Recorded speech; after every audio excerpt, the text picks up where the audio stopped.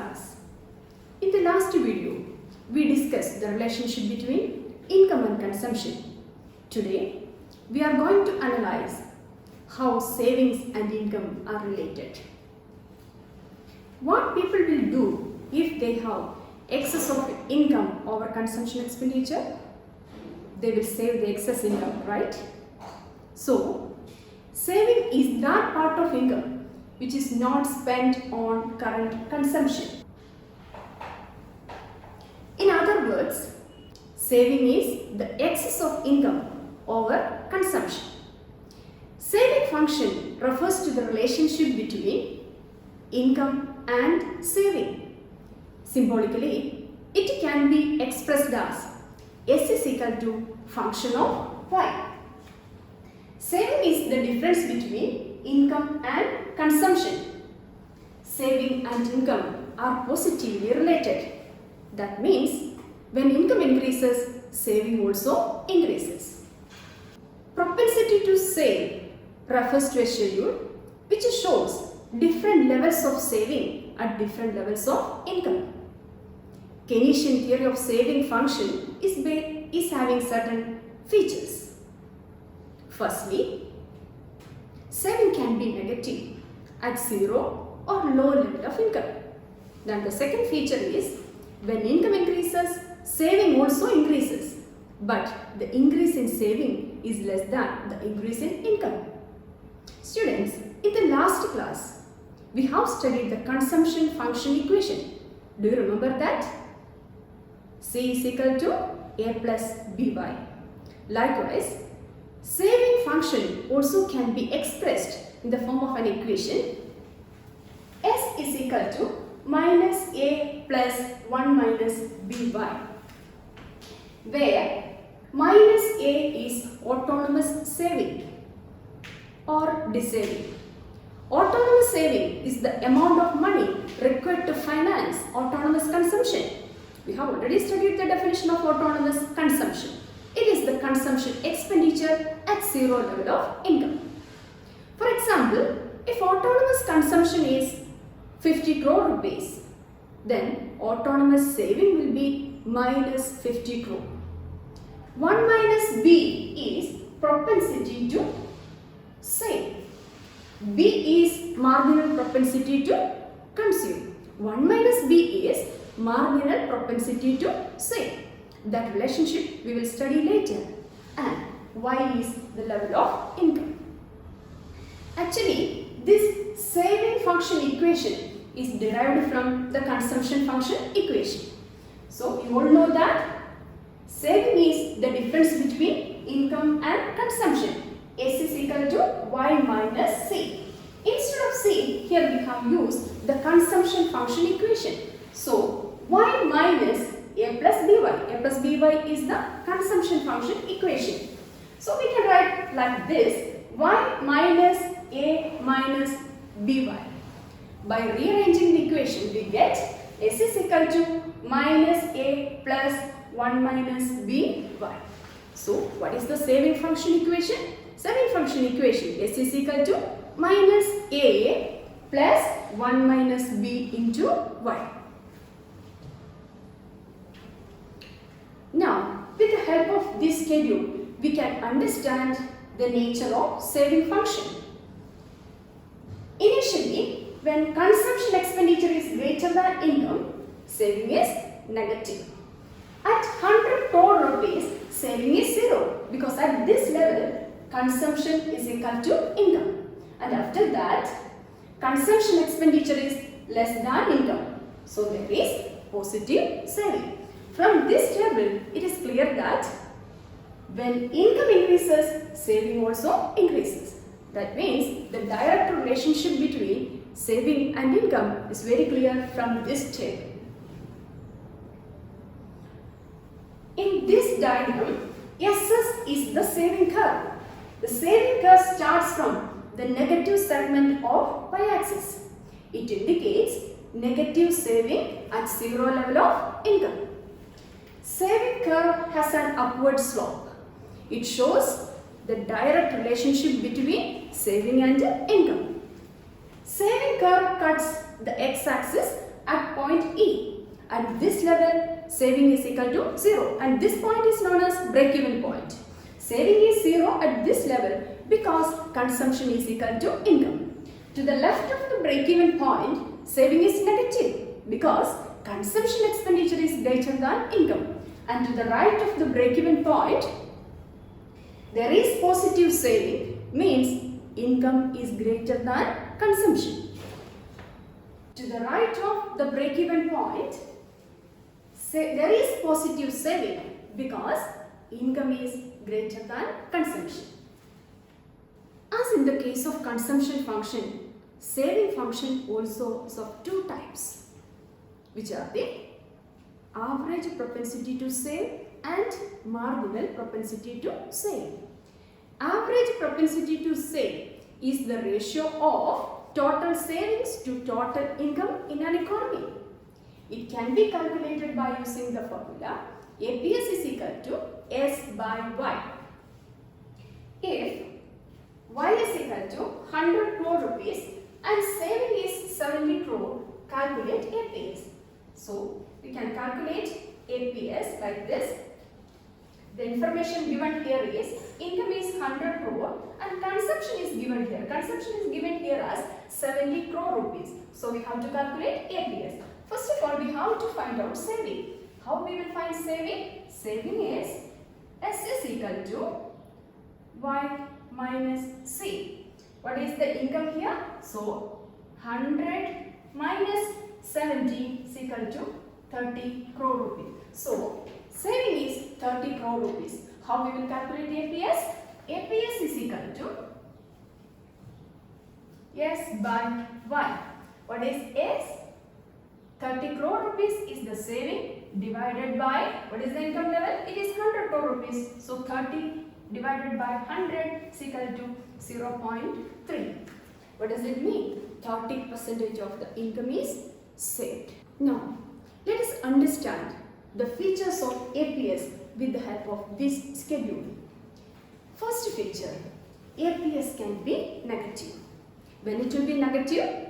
When consumption expenditure is greater than income, APS will be negative. At this level, saving also will be negative. Okay. Second feature, APS can be 0. When income is equal to consumption, 0 is the saving, at that level APS also 0. When consumption expenditure is less than income, there is positive saving and here we can see APC also positive. Now we have a look at the features of APS. APS is negative when consumption is greater than Y, that we have already seen from that table. APS can be 0 when saving is 0. So at this level, consumption is equal to income. So saving will be 0. At this level, APS also will be 0. APS can never be 1 because saving can never be equal to income. APS can never be more than 1 because this is because saving cannot be greater than income. APS rises with increase in income. It is because people tend to save more with the increase in income. Now we are moving on to the second concept of saving function. What is that? It is marginal propensity to save. Marginal propensity to save is the ratio of change in savings to change in income of an economy. MPS can be calculated by using the formula delta S by delta Y. Delta S means change in saving and delta Y is the change in income. Okay. For example, if saving increases from 40 crore rupees to 80 crore rupees and income increases from 100 crore to 200, then how to calculate MPS?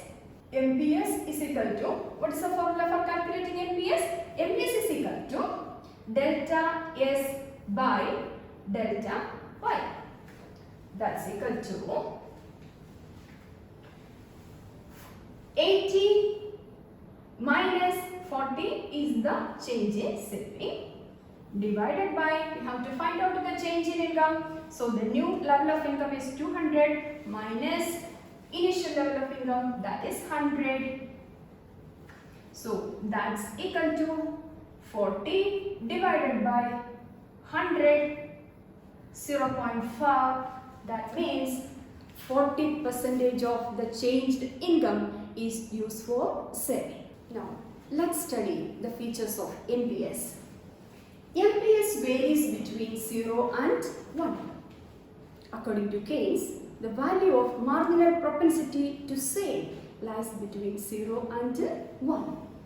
NPS will be equal to 0 if entire additional income is consumed. If the entire additional income is consumed, then delta S will be 0. At this level, NPS will be 0. Okay? If entire additional income is saved, then NPS will be 1. NPS cannot be greater than 1 because change in saving cannot be greater than change in income.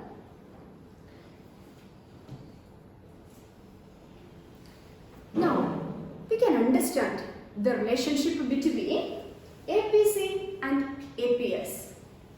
APC plus APS is equal to 1. Let's understand this relationship. You all know that Y is equal to C plus S. Dividing both sides by Y, we get Y by Y is equal to C by Y plus S by Y. Y by Y is equal to 1. So 1 is equal to C by Y is the formula for calculating APC. You have already studied that. C by Y is APC plus S by Y is APS. Okay. So we put the equation APC plus APS is equal to 1.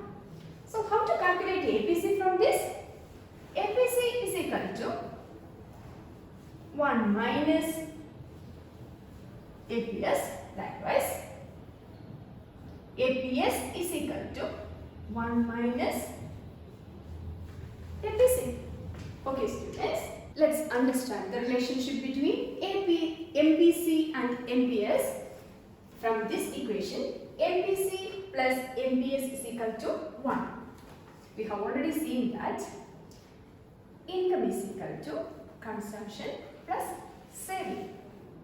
Similarly, delta Y is equal to delta C plus delta S. That means change in income either used for consumption or for saving. Dividing both sides of the equation by delta Y, we get delta Y by delta Y is equal to delta C by delta Y plus delta S by delta Y. Delta Y by delta Y is equal to 1. That's equal to delta C by delta Y. That is the formula for marginal propensity to consume. Okay, so here MBC plus delta S by delta Y is MBS. So, what is equal to MBC plus MBS? MBC plus MBS is equal to 1. Okay. Further, MBC is equal to 1 minus MBS. Likewise, MBS is equal to 1 minus MBC. Now, we have numerical problems based on consumption and saving. If income is 100 rupees and consumption expenditure is 80 rupees, find APS. How to find APS? APS, what is the formula for calculating APS? APS is equal to S by Y. Here, income is given, consumption expenditure also given. We have to find out saving. Saving is equal to S is equal to Y minus C. What is the income? That's equal to 100 minus, what is the consumption expenditure? It is 80 rupees. So So saving is 20 rupees. How to calculate APS then? APS is equal to S by Y. S by Y, that's equal to 20 divided by, what is the income level? It is 100. That is 0.2. That means 20% of the income is saved. APS here is 0.2. Okay. Second problem. Find the consumption if B is 0.8 and income is 200 and autonomous consumption is 100. Here we have to find out consumption. What are the informations are given here? B is marginal propensity to consume. Marginal propensity to consume is 0.8 and income Y is given here as 200 and autonomous consumption A is equal to 100. We have to calculate, we have to find out consumption. Find consumption. C is equal to A plus BY. What is the autonomous consumption? How much is the autonomous consumption? It is 100 plus B is 0.8 means 80 divided by 100 into income. What is the income? It is 200. That's equal to 100 plus 160 is equal to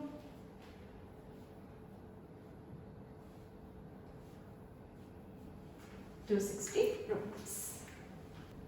Moving on to the next problem. Find savings if A is rupees 60 and marginal propensity to consume is 0.5 at 5,000 rupees level of income. So we have to find out saving here. Informations given here are autonomous consumption is given as 60 rupees, MPC 0.5 and Y is 5,000. We have to find out saving. What is the saving function equation? S is equal to minus A plus 1 minus B Y.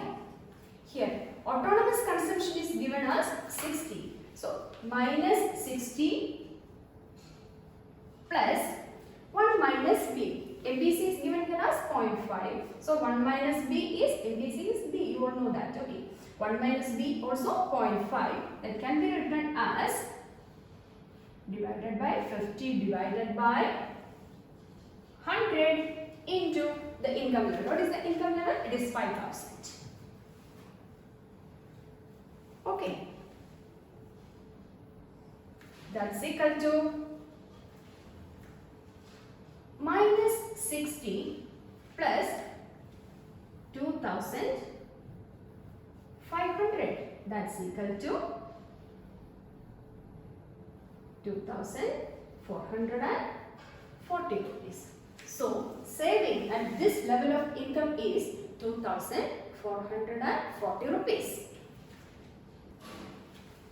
These are some questions based on today's topic. You have to calculate APC and APS from this table. Likewise, MPC and MPS can be calculated from this table. Third question, if APC of an economy is 0.8, what should be the savings when an income level is 4,000 crore rupees? You have to find out savings here. Explain saving function with the help of a schedule. So students, we have already studied the different components of aggregate demand and aggregate supply. Let me conclude today's session. Thank you.